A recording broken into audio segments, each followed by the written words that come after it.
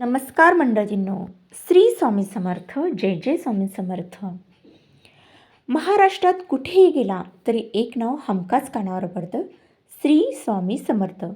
लोकांना ते आपले इतकेसे वाटतात की कोणी संकटात असो, कोणी आजारी असो, कोणी गोंधळात असो, पहिल्यांदा ओठावर येते ते स्वामी समर्थांचे नाव. मग इतकी देवता असून देखील महाराष्ट्रात स्वामी समर्थ इतके जवळचे का वाटतात?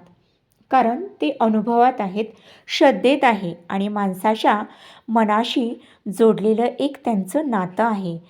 स्वामी समर्थांची अशीच एक बोधकथा मी घेऊन आलेलो आहे.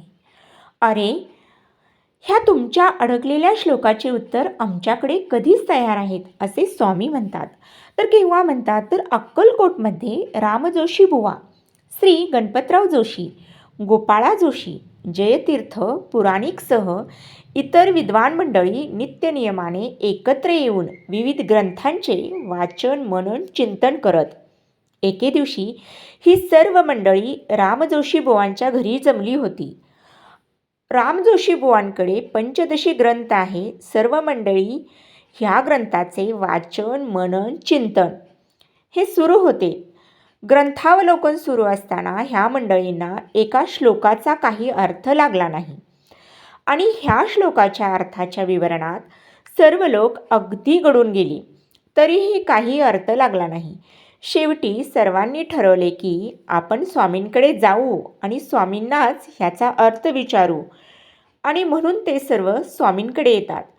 स्वामींकडे आल्यानंतर स्वामींनी त्यांच्या मनातील भाव ओळखून, या तुमच्या ह्या अडकलेल्या श्लोकाचे उत्तर आमच्याकडे कधीच तयार आहे, ह्या भावनेने सर्वांकडे बघितले आणि लागलीच त्यांना अडकलेला श्लोक हा तात्काळ बोलला आणि अतिशय सोप्या शब्दात त्याचा अर्थ सर्व मंडळींना उलगडून सांगितला. स्वामी भक्त हो, आपण तर स्वामींना काहीच विचारले नाही आणि स्वामींनी आपल्या मनातील ओळखून आपणास उत्तर दिले आणि तेही अतिशय समाधानकारक. ही स्वामीलीला बघून सर्व मंडळींना अगदी आश्चर्यच वाटले. तर या बोधातून आपल्याला काय घ्यायचं आहे की स्वामींना शरण जायचं आहे. स्वामींना शरण जा. स्वामी माऊलीकडे प्रत्येक समस्येचे समाधान आहे.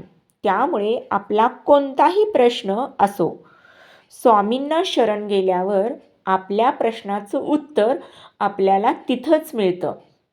जर तुम्ही रोज नामस्मरण केलं, नाही कोणती सेवा केली, केवळ नामस्मरणाने स्वामी आपलेसे होतात. स्वामींना स्वामींची स्तुती केलेली, त्यांचं नामस्मरण केलेलं खूप आवडतं. त्यामुळे आपण कितीही संकटात असलो तरी स्वामी आपल्याला त्यातून बाहेर काढतात.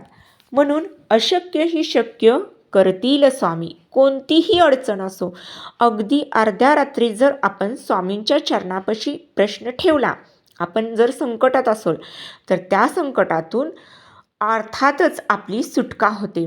पण स्वामींवर दृढ विश्वास असायला पाहिजे. त्याच्या चरणापासून आपण कधीही वेगळे झालो नाही पाहिजे. स्वामींचं नामस्मरण कंटिन्यू आपल्या तोंडात असायला पाहिजे. आपले स्वामी हे दिनाचे दयाळू, मनाचे मायाळू आहेत. त्यामुळे स्वामींना शरण जा.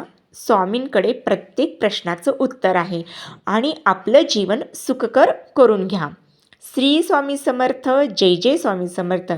माहिती आवडल्यास नक्की लाईक, शेअर आणि सबस्क्राईब करायला विसरू नका.